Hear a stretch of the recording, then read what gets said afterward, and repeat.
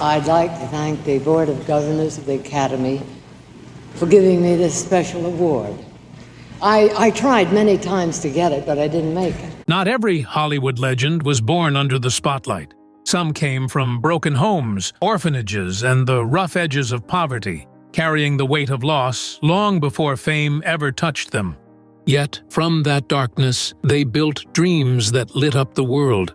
Tonight, we look back at the stars who grew up as orphans and how their struggles shaped the legends they became. It's a terrible thing to be lonesome, especially in the middle of a crowd. 1. Charlie Chaplin. When we think of Charlie Chaplin, we imagine laughter, the tramp with the bowler hat and cane turning hardship into comedy. But behind the laughter was a boy who knew hunger, loneliness, and the cold floor of a London workhouse.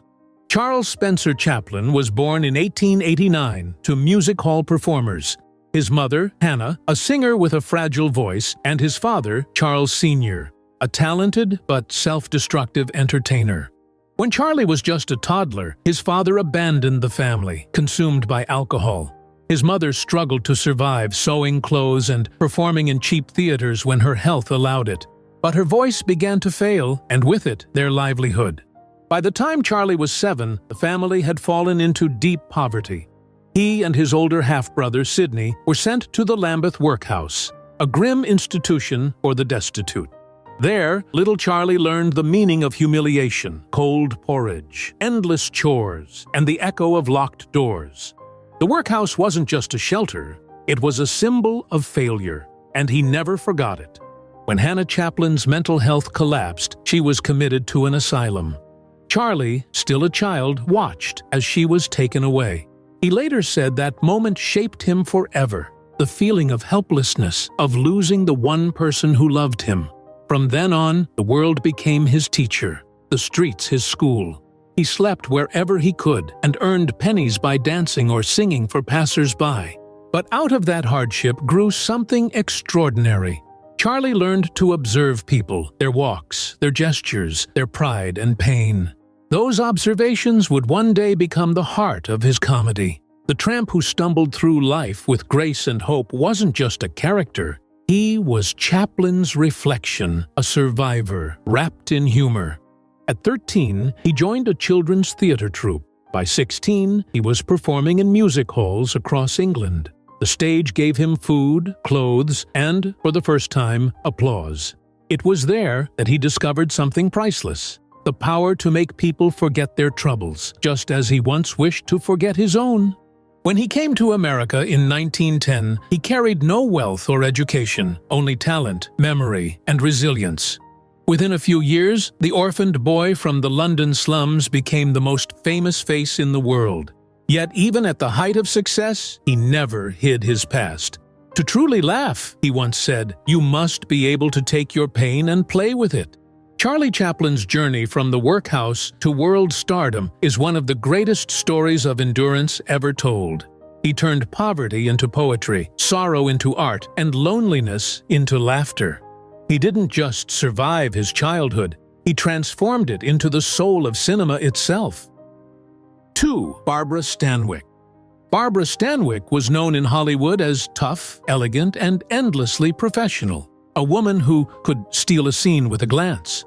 But long before the fame, she was a little girl named Ruby Stevens, standing alone on a Brooklyn street corner, waiting for parents who would never come back. She was born in 1907, the fifth and youngest child in a poor working-class family. Her father was a bricklayer, her mother a seamstress, both exhausted by the struggle to make ends meet. When Ruby was only 4 years old, tragedy struck. Her mother was killed in a streetcar accident, and her father, grief-stricken and lost, abandoned the children soon after. The Stevens kids were split apart and sent into foster care. Little Ruby, the future Barbara Stanwyck, was raised by strangers. Her childhood was marked by instability. She moved from one foster home to another, learning quickly to fend for herself. There was no safety net, no gentle hand to guide her, but instead of breaking her spirit, it made her fiercely independent.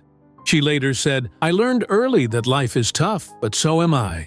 At 14, she dropped out of school and took any job she could find. wrapping packages, filing papers, and dressing mannequins in department store windows. At 16, she began working as a chorus girl, not because she dreamed of fame, but because it paid enough to survive. She danced on Broadway night after night, her smile masking exhaustion and hunger. But that same determination, that refusal to give up, caught the eye of producers. By her early 20s, Ruby Stevens had transformed into Barbara Stanwyck, a name chosen for its strength and sophistication. Hollywood soon noticed her too.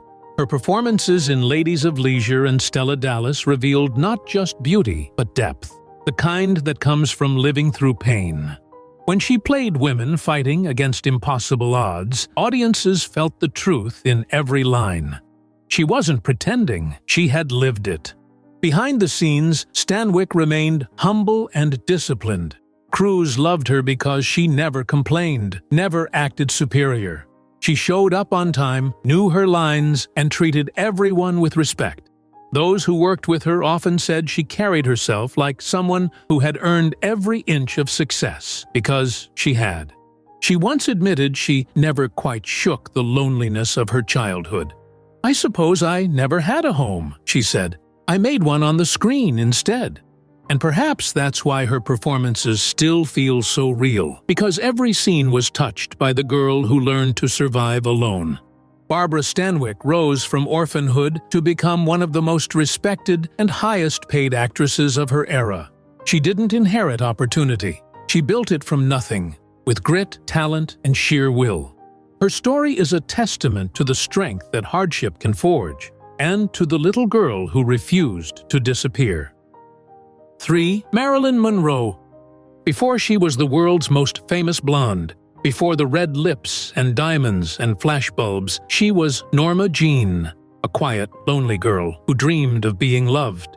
Her childhood was not a fairy tale. It was a carousel of foster homes, orphanages, and strangers' faces, all turning around a single wish: to belong somewhere.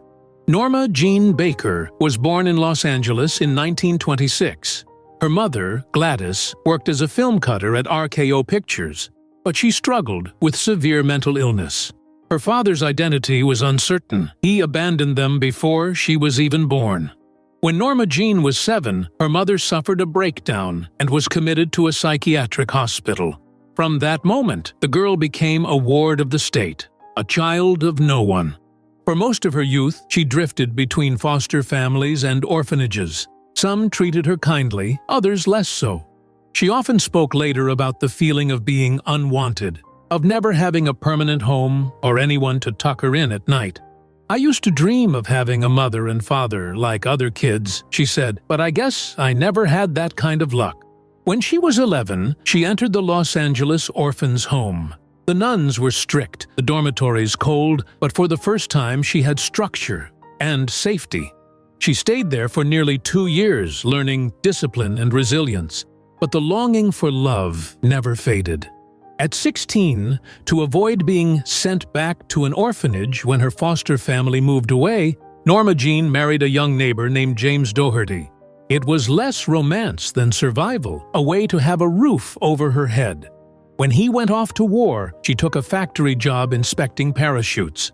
One day, a photographer noticed her smile and convinced her to pose for pictures.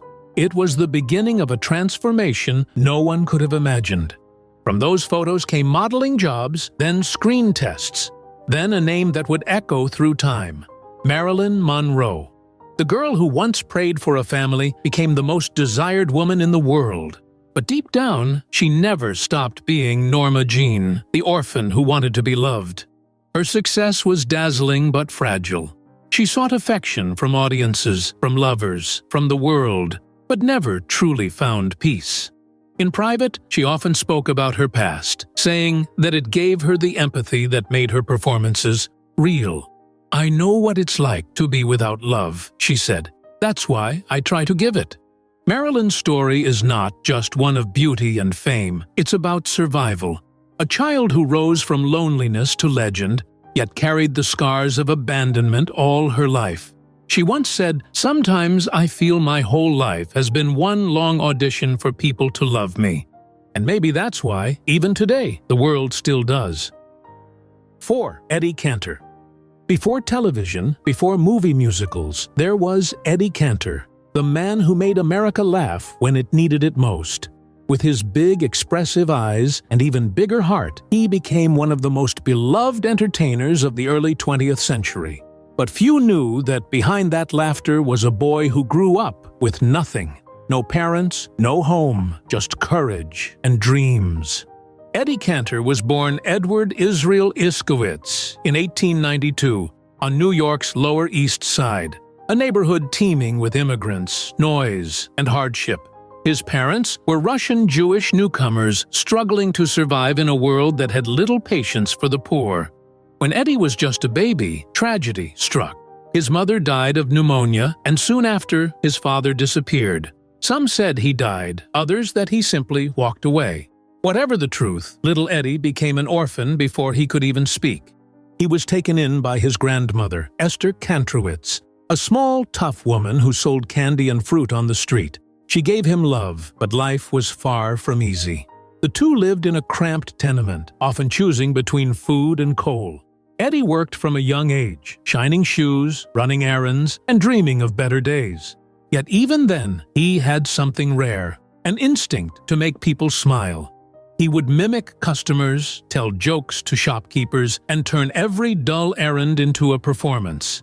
His grandmother would sigh and say, "Eddie, you'll make a fool of yourself." But the boy just grinned. "Maybe," he'd answer, "but they'll be laughing." At 13, he entered amateur talent shows and started winning them.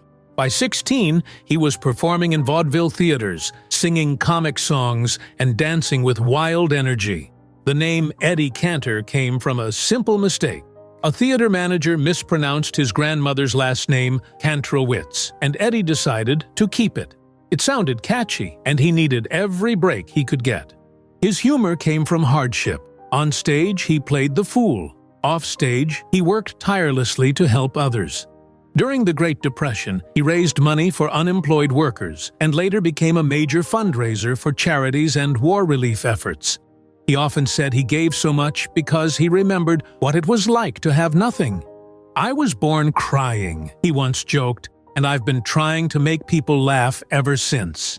Eddie Cantor's rise from orphaned street kid to national superstar is one of the great American success stories.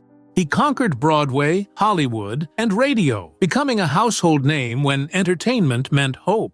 He was also one of the first celebrities to use his fame for good, championing children's hospitals and war orphans around the world. He never forgot his grandmother or the hard streets of his childhood. To the end of his life, he said, "If I can make people laugh, then maybe I've paid back the world a little for what it gave me." For a boy who started with nothing, that was everything. 5. Orson Welles. Before he was hailed as a genius, before Citizen Kane and the Mercury Theater, Orson Welles was simply a boy who lost everything: parents, home, and childhood, long before fame found him. His brilliance was born not in comfort, but in the quiet loneliness of an orphaned heart. George Orson Welles was born in 1915 in Kenosha, Wisconsin, to two extraordinary but troubled people. His mother, Beatrice, was a pianist and suffragist, cultured, affectionate, and endlessly supportive of her son's imagination. His father, Richard, was an inventor and businessman who loved adventure and alcohol in equal measure. For a few years, life was golden. Orson painted, played music, and read poetry aloud with his mother, who believed her son was destined for greatness. Then, when Orson was just 9 years old, tragedy shattered that world.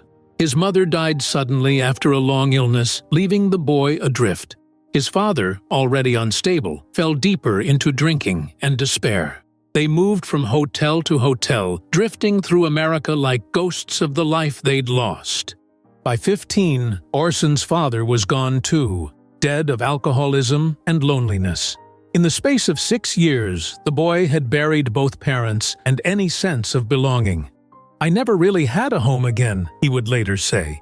"Just a suitcase, a stage, and a dream." After his mother's death, a Chicago doctor named Maurice Bernstein became his guardian. Bernstein saw something extraordinary in Orson, a mind too sharp for its age, a child who seemed to think in stories.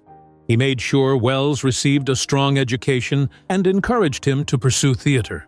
The boy threw himself into books, art, and performance. It was not escape, it was survival.